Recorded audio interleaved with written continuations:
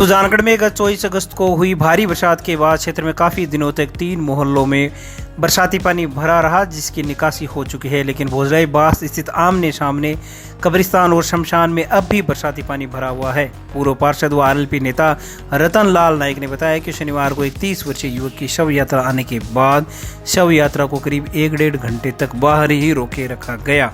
लोगों ने अपने निजी पैसे से शमशान घाट में रेत डलवाकर अंदर जाने के लिए भर्ती करवाकर रास्ता तैयार करवाया, जिसके बाद शमशान घाट के अंदर शव को ले जाकर अंतिम संस्कार किया जाना संभव हो सका। रतनलाल नायक ने बताया कि यहां पर अंतिम संस्कार करना दुष्कर कार्य है और प्रशासन ने 1 महीना बीत जाने के बाद भी समस्या का समाधान नहीं किया है। यह काफ़ी चिंताजनक है, इसलिए हमारी मांग है कि जल्द से जल्द इस समस्या का स्थायी समाधान किया जाए। दूसरी ओर कब्रिस्तान के केयरटेकर मोहम्मद अली ने बताया कि कब्रिस्तान की दीवार टूट जाने से नाला भी टूट गया है, जिसके कारण नाले का पानी कब्रिस्तान में जा रहा है। मोहम्मद अली ने बताया कि सामाजिक स्तर पर लोग सहयोग करके भर्ती आदि का कार्य करवा रहे हैं। उन्होंने प्रशासन से मांग की है कि शमशान और कब्रिस्तान से फटाफट पानी की निकासी करवाकर दीवार व नाले का निर्माण करवाया जाए और दोनों जगहों पर भर्ती करवाए जाने की आवश्यकता है। एक 30 वर्षीय बालक की मृत्यु हो गई थी और उनको शमशान भूमि में लाने के बाद हम लोगों को 2 घंटे यहाँ इंतज़ार करना पड़ा। निज के पैसों से ये मिट्टी गिरवा के और ये रास्ता बनाना पड़ा। 2 महीने से 1.5 महीने से ये बारिश यहाँ है, मोक्षधाम में है, कब्रिस्तानों में है। सभी कब्रिस्तानों की तो यही हालात है और मोक्षधामों की यही हालात है। प्रशासन नहीं तो सुध लेता है और नहीं आके ये देखता है कि इनकी क्या हालात है। सब कुछ संभव है, मकान गिर गए तो हम तंबू बांध लेंगे, कोई दिक्कत नहीं है। अगर रास्ता नहीं है तो हम बना लेंगे, लेकिन दफनाए कहाँ और जलाए कहाँ? ये प्रशासन से मैं ये आग्रह कर रहा हूँ कि जल्दी से जल्दी सभी मोक्षधामों की और कब्रिस्तानों की अपने सरकारी फंड से इनकी भर्ती करवा के और इन सुजानगढ़ जनता को राहत दिलाए। ये 24 अगस्त से ये बारिश हुई, उस टाइम से कब्रिस्तान में पानी भरी जा, ये दीवार पड़कर हाल तक वो पानी भी कब्रिस्तान में पड़े, घर है ने से पानी में डूबेड़ा पड़े और नालों है ने वो टूट गयो। हाल तक नालों की कोई मरम्मत को नहीं हुई। कब्रिस्तान में भर्ती वगैरह भी करवाई गई है? भर्ती समाज की तरफ से करवा रहे हैं, कोई सरकार की तरफ से कोई भर्ती को नहीं, समाज की तरफ से भर्ती हो रही है। हाल ही में राजस्थान में पारित किए गए नए भूजल संरक्षण बिल को वापस लिए जाने की मांग राष्ट्रीय जाट महासभा ने की है। राष्ट्रीय जाट महासभा के प्रदेश अध्यक्ष धर्मेंद्र किलक ने बताया कि आज तक प्रदेश के किसानों को अपने ही खेत में ट्यूबवेल खोदने के लिए इस प्रकार की परमिशन नहीं लेनी पड़ी। ऐसे में सिंचाई जैसे महत्वपूर्ण कार्य अगर सरकार की अनुमति के कारण बाधित होते हैं तो ये चिंता का विषय है। धर्मेंद्र किलक ने कहा कि प्रदेश सरकार को किसानों का भला सोचते हुए इस बिल को और इससे संबंधित समस्त आदेशों को वापस लेना चाहिए, क्योंकि किसानों के लिए अनुमति, जुर्माना और जेल संबंधी प्रावधान काफ़ी नुकसानदायक है। अभी वर्तमान में जो मुख्यमंत्री जी ने एक किसान विरोधी कानून पास किया है कि किसान को खेत में ट्यूबवेल बनाने के लिए संबंधित उपखंड अधिकारी या कलेक्टर या तहसीलदार से एनओसी लेनी पड़ेगी। मैं गवर्नमेंट से मांग करता हूं कि इस कानून को वापस लिया जाए और किसान आज तक इतिहास में कभी एनओसी की जरूरत नहीं पड़ी, अपने खेत में ट्यूबवेल बनाए या ओपन वेल बनाए, जो भी बनाए या डिगी बनाए, कभी किसान को तहसील में, एसडीएम ऑफिस में या कलेक्ट्रेट में जाकर उसकी स्वीकृति की जरूरत नहीं पड़ी। तो इसलिए सरकार से मांग कर रहा हूं कि ये जो कानून बनाए ये कानून वापस लिया जाए और किसान अपनी मर्जी से ट्यूबवेल बनाए, कब बनाए, क्या बनाए, कहाँ बनाए, वो स्वतंत्र रहें।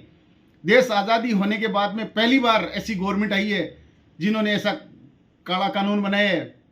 मैं गवर्नमेंट से मांग करता हूँ, मुख्यमंत्री जी से मांग करता हूँ, प्रधानमंत्री जी से मांग करता हूँ, मैंने पत्र भी लिखा है मुख्यमंत्री जी को कि आप इस कानून को वापस लें। और राष्ट्रीय जाट महासभा प्रदेश अध्यक्ष होने के नाते मैंने किसानों की बात, कई जगह गया तो किसानों ने ये बताया कि ये बहुत ही गलत हुआ है, किसी ने इस बात के लिए आवाज़ नहीं उठाई।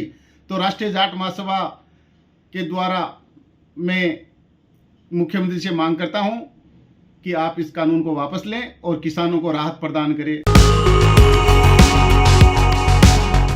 सुजानगढ़ नगर परिषद सभागार में शहरी सेवा शिविर के तहत वार्ड नंबर 48, 53 और 54, 55 के लिए शिविर आयोजित किया गया।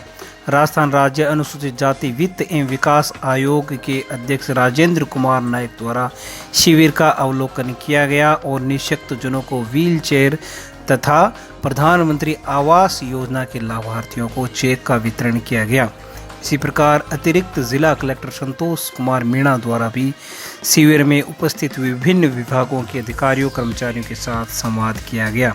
शिविर में पार्षद हरिओम खोड़, रिचपाल बिजाणिया, गौरव इंदौरिया, नरेंद्र गुजर, पार्षद प्रतिनिधि जाकिर क्याल, रविंद्र पांडे सहित अनेक लोग मौजूद रहे। वहीं विभिन्न विभागों से संबंधित कार्य शिविर में किए गए। शिविर प्रभारी उदय सिंह, सहायक अभियंता सुश्री चारवी सहित नगर परिषद के अन्य विभागों के कार्मिक मौजूद रहे।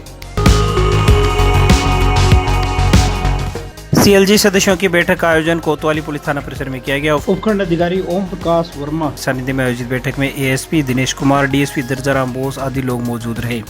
इस अवसर पर नगर परिषद के सहायक अभियंता विक्रम जोरवाल से उपखंड अधिकारी ने मूर्ति विसर्जन की चर्चा की और कहा कि फतेहपुरिया सरोवर के पास सारी जरूरी व्यवस्थाएं की जावे।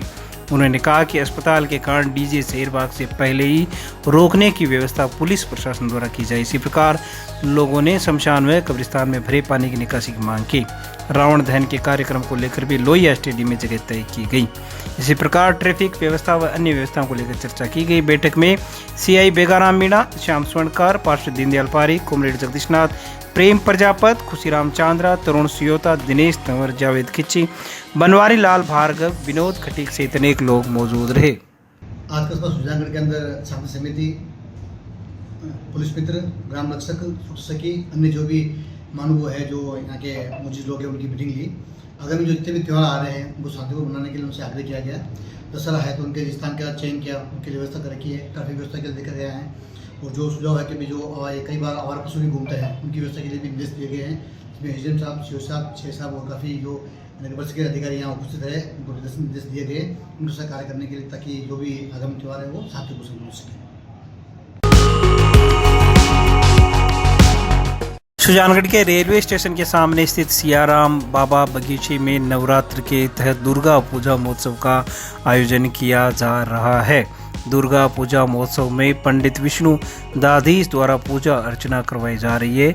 गोवर्धन खालसा के महामंडलेश्वर श्याम सुंदर दास महाराज ने बताया कि महोत्सव में भक्ति भाव के साथ मां शक्ति की पूजा अर्चना की जा रही है। रात्रि में महाआरती में श्रद्धालुओं की भीड़ उमड़ रही है। वहीं मनीष स्वामी ने बताया कि दुर्गा पूजा महोत्सव में डांडिया नृत्य की धूम देखते ही बन रही है। गुजराती गीतों पर महिलाओं एवं युवतियों द्वारा नृत्य किया जा रहा है। आयोजन को सफल बनाने में ब्रिज किशोर सोनी, नरेंद्र भाटी, दामोदर शर्मा, आलोक स्वामी, महेंद्र कुमार टाक, अजय अग्रवाल, राकेश प्रजापत सहित अनेक लोग योगदान दे रहे हैं।